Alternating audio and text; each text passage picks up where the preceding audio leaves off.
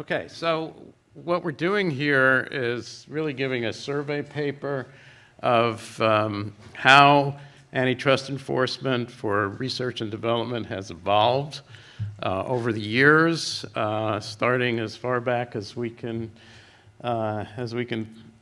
think is possibly relevant here, and to see what we can learn from the experience that we've had in antitrust and from the work that we've thought about so far and its implications for antitrust enforcement. So I'm going to press a button. I'm going to press all the buttons here. There we go. Okay. So innovation is critically important for competition and antitrust enforcement. You would like, at least you would like to be critically important, but it has not actually had a central role in antitrust policy. If you go all the way back to the congressional debate leading to the Sherman Act, we can start with there was very little discussion of innovation. There is an exception, which was Representative George Fithian, I think from Indiana, who said that who knew? So, Doug, why don't I start a little bit here and then hand it over right to you, okay? So he said, trusts are destructive to commerce by interfering with competition. Skill is created and stimulated by competition. And then he referenced a book. He didn't actually say what he was referencing, but we dug it up and figured out what he was referencing. It was a book by John Milton Bonham on railway secrecy and trusts, where he said, whenever monopoly is dominant, the incentive for improvement and skill is deadened. It is only when competition contend with each other for the favor of the consumer that they are stimulated to attract that consumer by presenting him with wares both skillfully and cheaply made. Actually, I think a very important and very relevant summary of innovation concerns for antitrust enforcement. Unfortunately, there's been hardly incorporation of those themes in antitrust enforcement to a great extent. So, Doug, you want to take it from here? Honored to take it from here, sure. Okay, so we had a little acknowledgement, or at least the standard reference, OG competition is necessary to stimulate progress in the legislative history, but nothing in the statute, certainly, and very little thereafter. In fact, if I can figure out which button to press here, the top one. Oh, that's right, the arrow going to the right. Okay. Even in the Standard Oil case, which is sort of the big formative case, of course, at the beginning of the 20th century, there was innovation didn't really play a role. It didn't play a role in the court's assessment of the harm to competition from Standard Oil's conduct, or in its evaluation of the dissolution of the divestiture remedy that it imposed. There was language in the court identifying as a positive feature of Standard Oil that it had the resources to engage in innovation, and the suggestion, of course, anticipating against some of Schumpeter's insights that scale and innovation can be positively correlated. But again, it wasn't really a part of the antitrust analysis. In a way, this is a little bit surprising, it seems to me, because the antitrust laws were born, of course, at the end of the first big wave of the Industrial Revolution, and one would think that innovation would have been central to their thinking, but I guess the antitrust laws were born more of populism than of economists' notion of economic welfare. Since the Standard Oil case, courts have largely ignored any relationship between competition and innovation. Again, you have in the famous statement, Judge Learned Hand statement in Alcoa, that reference to the idea that monopoly breeds a kind of complacency and a kind of sloth, and that could be deadens initiative and discourages thrift and so forth. So it could be a narcotic, but again, no analysis, and that didn't seem to influence the court's decision, except in the general sense that it was yet another reason to be skeptical about monopolies. Even the Microsoft case, I mean, one could, in hindsight could say, well, that's a little odd. Why didn't Microsoft talk about innovation? After all, the theory of the harm in Microsoft's case was that Microsoft's conduct had the effect of raising entry barriers to new entrants. Presumably, the new entrants would not have just cloned Microsoft's product. They would have innovated in some way and attempted to come up with a product offering that might motivate consumers to switch from Microsoft's monopoly operating system to an alternative. So you could think of that case as all about innovation, but you don't find that at all in the opinion, and I'll suggest a reason in a minute why that might be. So the agency guidance before 1984, to the extent it referred to innovation, referred to it as dealt with it as I think maybe the economists in those days thought about it, as an exogenous factor, as something that could affect markets, affect the analysis, but basically as part of the factual context or the factual background, rather than as a possible consequence of the decision whether to intervene on antitrust grounds. So you see in the 1968 guidelines, it's Don Turner, innovation might change the relevant market. The 82 guidelines, this is Bill Baxter, technological change may complicate the use of the analysis of markets. And the 84 guidelines, again, technological change could complicate the analysis. But still, no discussion of whether antitrust intervention might actually have an impact on innovation.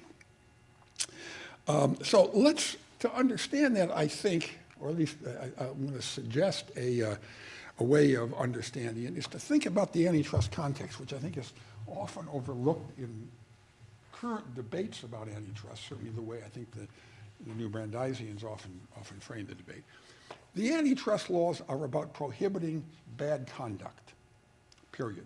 They're not about prohibiting bad outcomes or inviting restructuring of industries to achieve better outcomes.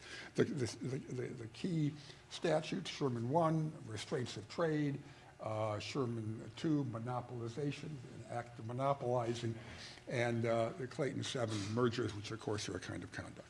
Okay. If you analyze the body of law, I believe this is true, this is sort of my way of synthesizing it. At a conceptual level, all of antitrust comes down to the following proposition. Antitrust law prohibits conduct that, one, increases or maintains market power, increases market power relative to the but-for world, and thus harms competition.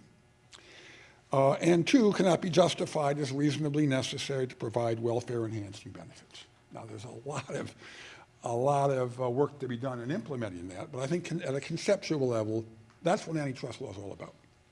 Now, market power is defined as the ability, because of the lack of competitive constraints to inhibit this, the ability profitably to take action contrary to the interests of trading partners. That's my reformulation of the more precise and therefore more limited definition about the ability to profitably charge a price above the competitive price. But it's, you could manifest that power in some other choice, such as reduced quality or reduced output or reduced complementary services or who knows what. So you have the power, because of the weakness of competitive constraints, to take action contrary to the interest of trading partners. So if that's what market power is, and if the core offense of an antitrust violation is the creation of more market power than you would have in the but-for world, you can presume that there will be consequential harm. You can presume that the monopolist will do the profit-maximizing thing, or the defendant will do the profit-maximizing thing. He'll raise price, he'll reduce quality, he'll reduce investment in complementary services, whatever it might be. You don't have to prove it. Another confusion, I think, in some of the current conversation. Evidence of harm in the past, of course, is helpful. Evidence of the absence of harm in the past from conduct that's been going on for a long while, as we know from the Supreme Court in Matsushita or one of those cases, can be exculpatory. But it's not an element of the offense. Okay. Now that has a lot of implications. One of them is we wouldn't be talking about innovation because we don't need to talk about it. If we have an increase in market power, we can presume the price output harms. We don't need to talk about innovation harms. As Rich will explain later, that's a little short-sighted. There are ways in which innovation harms might actually help the plaintiff build a liability case or understand the remedy. And it also means that innovation is likely to come into an antitrust case, most likely to come in as an affirmative defense. Oh, this merger is going to put together necessary complementary innovation assets and enable us to do a better job of innovating, therefore you ought to let it go through. And I think that's the reason we don't hear a lot of discussion until very recently in the cases and in the agency, the plaintiff, if you will, guidelines about importance of innovation in antitrust. There's another reason, and that is that while we can presume price and output effects from an increase in market power, not so clear about innovation effects. The analysis is more complicated, and again, Rich is going to talk about that. Okay. In the last few decades, we've begun to learn a lot, so that complicated analysis now is susceptible to some inferences, some learning that can inform antitrust analysis going forward. In the past, we've had this debate that we all know, the Schumpeter debate, Schumpeter versus Arrow debate. Schumpeter, who was identified with the idea that big is good. Okay, now can you hear me? Creates resources and opportunities to innovate. Thank you. By the way, Can you tell me what I should do? Writings in Schumpeter that talk about market power, my understanding is that the better reading of his writings is that he was talking about scale, not market power, and that does seem to us, as you'll hear in a minute, an important difference. Arrow, of course, won a Nobel Prize in economics, but actually not for his famous writings on innovation and the so-called replacement effect. Arrow's insight was, gee, if you're an incumbent with a lot of revenues in making widgets, you have less incentive to marginalize those widgets than would somebody else who's not going to be cannibalizing his own revenue stream. Okay. Before the 1984 guidelines, to the extent that innovation was talked about by the agencies, there tended to be the Schumpeterian view. Size seems like a good thing. Size seems like it's correlated with innovation. More recently, the future is not coming. If anybody else can control the computer, you could move it to the next slide, but even without a slide, I can do this. More recently, the agencies have emphasized innovation harm in merger enforcement in their guidelines. The antitrust authorities routinely now, if you look at complaints in certainly merger cases, they routinely say, oh, and this merger is going to kill innovation. The 2010 guidelines for the first time really explicitly spun out basically the replacement effect, the Arrow replacement effect idea. But again, the analysis, I think, is more complicated than either the Schumpeter view or the Arrow view, and we ought to get away from the less filling, tastes better kind of debate about this particular drink. Okay, so as I say, I think we have learned a lot from economic analysis and experience, and are able now to draw some conclusions about, as a general matter, about what kinds of competitive conditions and therefore what kinds of conduct might promote competition and what kind, or rather innovation, and what kinds might actually inhibit innovation. So I think it's fair to say that over time, what we've seen in antitrust enforcement is an evolution from, well, first a disregard of innovation effects almost entirely, to a adoption or support for a Schumpeterian view of creative destruction and its effect on market definition and so forth. And then more recently, I think it's fair to say that the agencies are becoming much more sympathetic with an Arrow approach to concerns about the effects of market power on innovation. And so I want to say one thing that I learned this. I learned a lot of things from Doug, but one of the things I've learned is this critique that you often hear about innovation is, we think, misplaced. The critique is that innovation is very uncertain. You can't predict the outcome of innovative activity. And isn't that what we're supposed to do in antitrust enforcement? And I think the answer is no. That's not what we're supposed to do in antitrust enforcement. Antitrust enforcement is not really about predicting the future. It is about the extent to which effects can be presumed from an increase in market power. For example, in US versus Microsoft, there was no discussion of the actual effects of that conduct. There wasn't any prediction of a price impact or a more entry that would actually occur. It was the presumption that the conduct and the market power at issue would have such effects. Now, the problem with innovation is that the effects are more complicated. So, yeah, I still have this problem too. Whoops, there we go. So now innovation depends on both the incentive and the ability to innovate. So as far as the incentive is concerned, there is concern that firms whose existing products and revenues would be jeopardized by new innovations often have less incentive to innovate. This is the arrow replacement effect. And firms have incentives to protect products and revenues from innovation by third parties. There's the empirical evidence, for example, of killer acquisitions. And when we discuss empirical evidence, obviously empirical evidence about effects is relevant to understanding antitrust enforcement decisions. And one of the big problems that you have with innovation is that we can't do the kinds of things that have become popular, for example, in merger analysis, like difference in difference, econometric studies comparing one market to another market. We don't have that, but we might have lots and lots of studies of things that have happened in similar markets. And then the question is, can we extend that to a case under study? Or do we actually have to show what's going to happen in this particular circumstance? That's a big hurdle for antitrust. All right, if I can have the next slide. So competition is often an important incentive to innovate.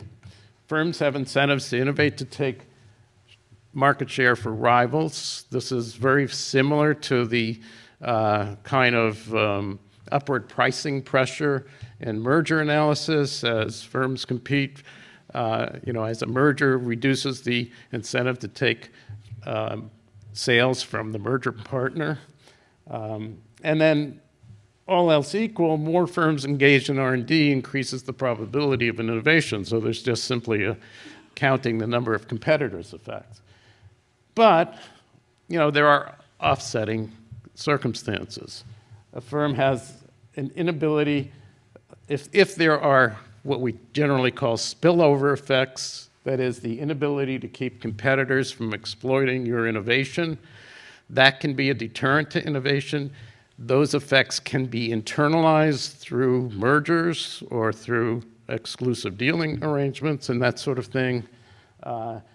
I would also add to this list, there can be economies of scale and scope in R&D. And another argument, an argument that goes back to a paper that I wrote with David Newberry, is that monopoly power itself can be a reason to innovate, if by doing so you can preserve the monopoly power. Although it's a factor that I don't think is operative in most circumstances. All right, now, so in terms of the incentive to innovate, the ability, as for the ability to appropriate a substantial reward for innovation is also central to the incentive to innovate. And appropriation is more likely if, for example, you have intellectual property protection, but you don't need just intellectual property protection. You can get protection for innovation through network effects, first mover advantages, entry barriers, or predictable scale effects can do it as well. Let's see, moving on. If we can have the next slide. Thank you. I'm not sure who's actually controlling. I don't know if I'm controlling this or someone else is, but that's